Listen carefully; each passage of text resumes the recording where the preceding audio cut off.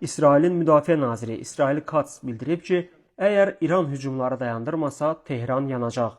İsrail və İran iyunun 14-də bir-birinə qarşı hava hücumlarını davam etdirirlər. İran, İsrailin bu sabah etdiyi hücumlar nəticəsində 20 uşaq olmaqla 60-a yaxın dinc sakinin öldüyünü açıqlayıb. 300-dən çox yaralının olduğu bildirilir. İsrail tərəfi isə ən azı 3 nəfərin öldüyünü və onlarla yaralının olduğunu deyib.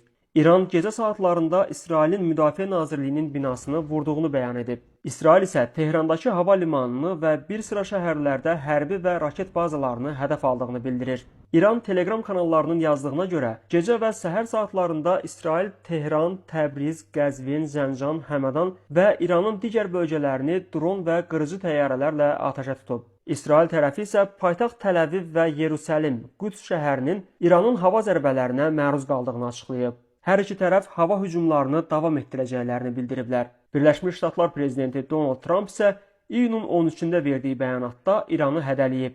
Ağ Ev rəhbəri bildirib ki, əgər İran uranı zənginləşdirməkdən vaz keçməzsə və İsraillə razılığa gəlməzsə, o zaman İsrailin daha qəddar hücumlarına məruz qalacaq. Trump bu məsələdə müttəfiqi olan İsraili dəstəkləyəcəyini də deyib. İranda Sepahın yeni təyin olunmuş rəhbəri Əhməd Vahid isə bildirib ki, İsrailə qarşı başladılan doğru vəd əməliyyatı lazım olduğu müddətcə davam etdiriləcək. Tərəflər arasında hərbi toqquşma iyunun 13-ü gecə saatlarında İsrailin İrana hava zərbələri endirməsindən sonra başlayıb.